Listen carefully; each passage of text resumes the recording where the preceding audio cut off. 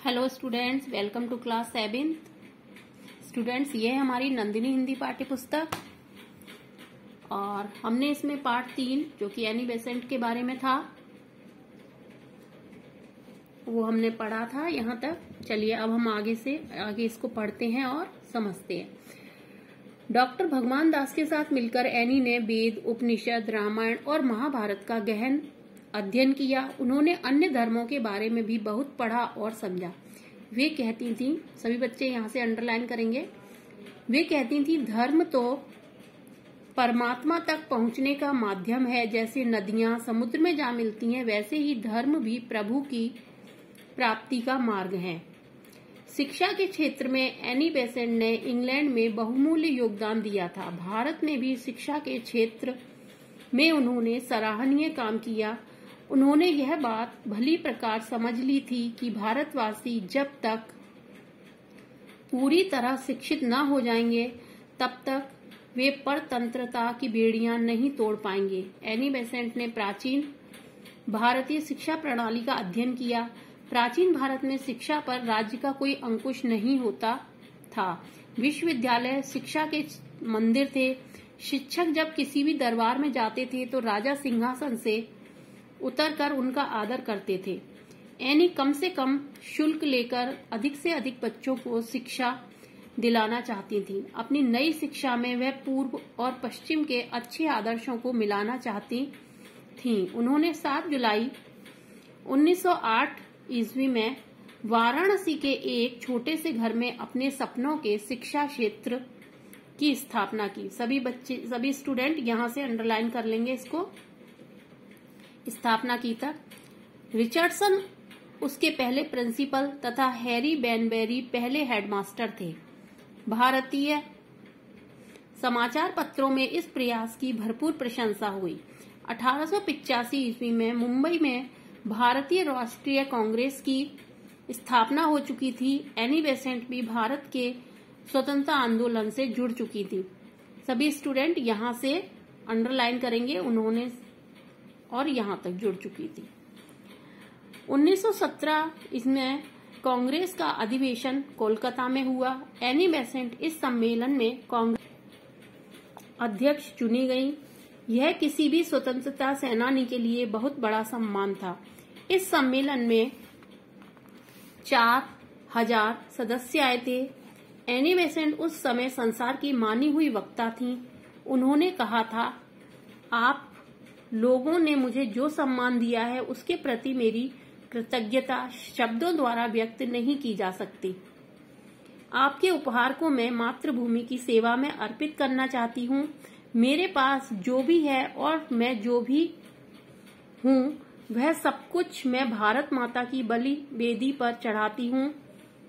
हम सब मिलकर शब्दों में ही नहीं बल्कि कर्तव्य द्वारा वंदे मातरम का उद्घोष करेंगे। होम रूल की बात सबसे पहले 1895 में बाल गंगाधर तिलक ने उठाई थी। सभी स्टूडेंट यहाँ से इसको अंडरलाइन करेंगे, इस लाइन को। 1914 इसमें एनी बेसेंट ने होम रूल को कार्य रूप में लाने के लिए लोगों को तैयार करना आरंभ कर दिया। इसके लिए उन्होंने मद्रास होम रूल लीग की स्थापना की। एनी बेसेंट भारत की पूर्ण स्वतंत्रता के पक्ष में थी। होम रूल का काम सुचारू ढंग से चलाने के लिए एनी बेसेंट ने एक साप्ताहिक पत्र कॉमनवेल्थ शुरू किया। उन्होंने यहाँ से सभी स्टूडेंट अंडरलाइन करेंगे। होम रूल का काम सुचारू ढंग से चलाने के लिए एनी बेसेंट ने एक साप्ताहिक पत्र कॉमनवेल्थ शुरू किया। उन्होंने इसके पक्ष में जगह जगह भाषण दिए। उनके लेखों से अंग्रेज शासक विचलित हो उठे। पत्र को जब्त कर लिया गया तथा उनसे 2000 रुपए जुर्माना जमा करने को कहा गया। होम रूल का नारा भारत के सब शिक्षित लोगों ने अपना लिया। कांग्रेस और लीग दोनों को इस आंदोलन ने जीत लिया। एनी बेसेंट का स्थान पर सम्मान किया गया। जिस घोड़ा गाड़ी में बैठकर एनी बेसेंट जाती थी, नौजवान उस गाड़ी से घोड़ों को अलग कर देते थे और उस गाड़ी को अपने कंधों पर खींचकर सभा तक ले जाते थे। चारों ओर एनी बेसेंट की जय जयकार होने लगी। 1929 में Annie Besant Budapest European Congress तथा शिकागो वर्ल्ड कांग्रेस की अध्यक्षता करने गईं, परंतु 1931 के आरंभ में ही वे अस्वस्थ रहने लगीं। फिर भी उन्होंने चेन्नई में थियोसॉफिकल सोसाइटी का केंद्र बनाया और उसे संवारने में लग गई। जून के महीने में उनके घुटने में चोट लगी। इसके बाद वे कभी न उठ सकी। 20 सितंबर 1933 को वो इस संसार से विदा हो गईं। उनका नाम भारतीय इतिहास में सदा अमर रहेगा। वे कहती थीं, हम सब बच्चे भारतवासी बनकर जिए और भारतवासी बनकर ही मरे। उनके आदर्शों पर चलकर ही हम उनकी स्मृति को सदैव बनाए रखने में सफल हो सकेंगे। यही उनके लिए सच्ची श्रद्धांजलि होगी। तो स्टूडेंट्स, आपने देखा कि एनी बेसेंट किस तरीके से इंग्लैंड की निवासी थी, लेकिन उन्होंने फिर भी भारत के लिए बहुत कुछ काम किया। भारत के लोगों की उन्होंने बहुत सहायता की और स्वतंत्रता में उन्होंने भारत जो स्वतंत्र आंदोलन था उन्होंने उसमें भी भाग लिया। ठीक है, और जैसे कि उन्होंने कहा कि हम सब बच्चे भारतवासी बनकर जिए और भारतवासी बनकर ही मरे, तो ये बात हम सब पर ही लागू होती है कि हम सब लोग भारतवासी बनकर ही जिए और भारतवासी बनकर ही मरे। तो चलिए अब हम करते हैं इसके अभ्यास कार्य। सही शब्दों से रिक्त स्थान भरिए। भारत के 1857 के प्रथम स्वतंत्रता संग्राम को अंग्रेजों ने विद्रोह कहा। एनी बेसेंट ने एक पुस्तक लिखी जिसका नाम इंग्लैंड, इंडिया एंड अफगानिस्तान था। एनी बेसेंट थियोसॉफिकल सोसाइटी की सदस्य बनी। शिक्षा के क्षेत्र में एनी बेसेंट ने इंग्लैंड में बहुमूल्य योगदान दिया था। उसके बाद है सही विकल्प पर सही का चिन्ह लगाइए।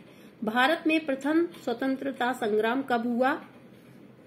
1857 में। इंग्लैंड, इंडिया एंड अफगानिस्तान कब प्रकाशित हुई? सन 1889 में। 1879 में। एनी बेसेंट के बचपन का नाम क्या था? Any would. एनी बेसेंट का विवाह कब हुआ?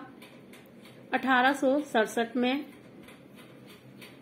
निम्नलिखित शब्दों के पर्यायवाची रूप लिखिए। ये इनके पर्यायवाची लिखे हुए, सभी बच्चे अपनी नोटबुक में ये वर्क करेंगे। उसके बाद सही मिलान कीजिए। ये सही मिलान आपको इस तरीके से करना है। उसके बाद निम्नलिखित शब्दों के अर्थ बताते हुए इनका वाक्यों में प्रयोग कीजिए। ये स्टूडेंट्स मैंने अर्थ लिख दिए हैं और इसका वाक्यों में जो प्रयोग है वो आप लोग अपने आप करेंगे। चलिए अब उसके बाद हम जो नेक्स्ट वीडियो हमारी होगी उसमें हम प्रश्न उत्तर करेंगे अपनी फेयर नोटबुक में। Okay students.